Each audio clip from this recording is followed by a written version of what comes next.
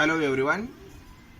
So in the last session we have already seen what do you mean by cell and the definition of cell and how the organisms are structured or how they are made.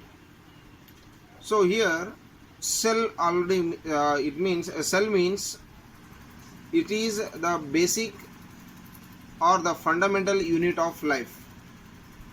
So the cell is the structural and functional unit of the organism.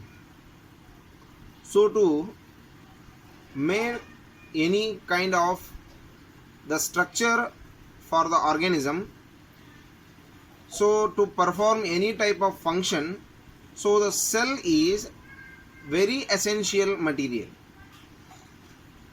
So like this, all the organisms, maybe it is small or even it is the largest one.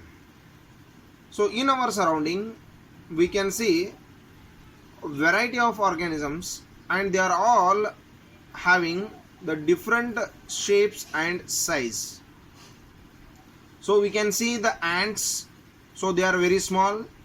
So we can already maybe you have seen even very smaller organisms than the ants. So hope you have seen the very large animals like blue whales. So they are also made by the cells. The smallest organisms, they are also made by the cells. The largest organisms, they are also made by the cells. So here the cell is the basic material. So depending upon how many cells are present in the organism, so what is the shape of the cell, what is the size of the cell, so it is going to define the what kind of organism it is. So here we can see the smallest type of the organisms like the unicellular organisms like amoeba, paramecium, euglena, bacteria, virus. So these are all the unicellular organisms. Here uni means single. Uni means single, means the organism is made by only a single cell. So here the organisms which are made by only a single cell, those are called the unicellular organisms. So they don't have any particular organ to see, they don't have any particular organ to speak, they don't have any particular organ to circulate the blood, they don't have any particular organ to do any of the life processes, either it may be respiration, excretion, digestion, whatever the type of process it is. They don't have any particular organ. Only with the help of a single cell they are going to perform all the processes whatever we and you are doing.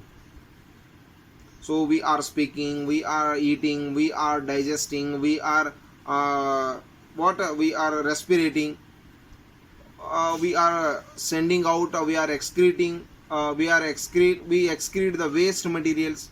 So whatever the type of life process it is, so all the processes of those unicellular organisms they are going to perform with only a single cell. With the help of only one cell it is going to perform all its functions. So you can imagine here how it is going to perform its function. So here the number of cells which are present in the organism, if you imagine or if you guess, so the number of cells present in our body, so it may be up to billions, millions, billions, or maybe it is trillions also, or more than that also maybe the cells are there in our body. So here depending upon the number of cells, so the body design, the body structure, the organal system or the organ system is going to be defined. So here the number of cells which are present in the cell, it is going to define the type of organism, the structure of the organism, the body, the definition of the body design. So it means the cell is the only the basic material, so that is going to define everything in the organisms. So here the shape, the size, it is completely different in all the organisms. So we can see to human beings, to fishes, fish, to the animals, to the frog, to the fish. So all the organisms, they have the different body structures. The plants have different types. So whatever it is, all the organisms, they have the cells, maybe it is different in structure. So already you have seen the structure of amoeba. It doesn't have any particular structure. So it has the irregular shape. The amoeba structure is irregular. So here we can't see any particular organ to perform any process. There is no any particular organ. Only with the help of a single cell only, the amoeba is going to complete its life. It is also going to perform each and every single function, each and every single process what we are doing. It is also eating, it is also respirating, it is also excreting, it is also reproducing. So whatever the functions we are going to perform, each and every function is also performed by the single-celled organisms. So here we can think how the process is going to be done with the help of only a single cell. So that cell only is going to perform one by one all the functions. When it get its complete growth, at that time it is going to divide. It will become two different parts, two equal parts. It will split, and each splitted part is considered as the new young one. Hope you are getting all the points.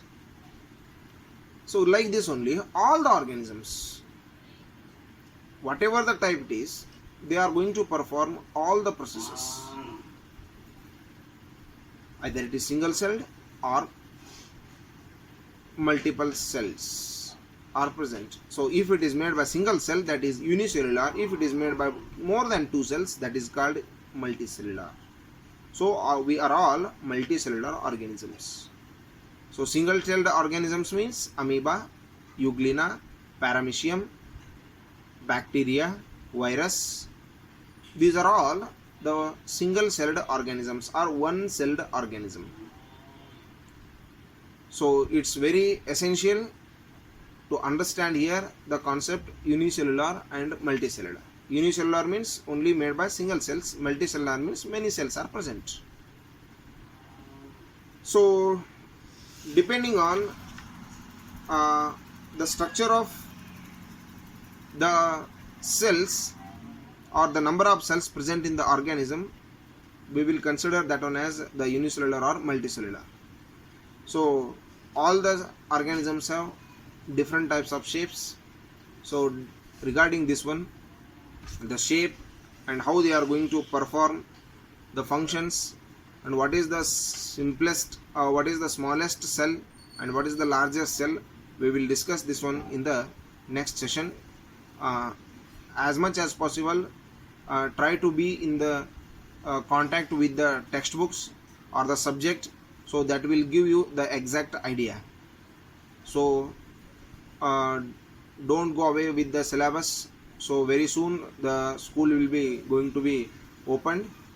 So if you have any doubts regarding this concept, you can send the questions through the WhatsApp. Thank you. Have a nice day.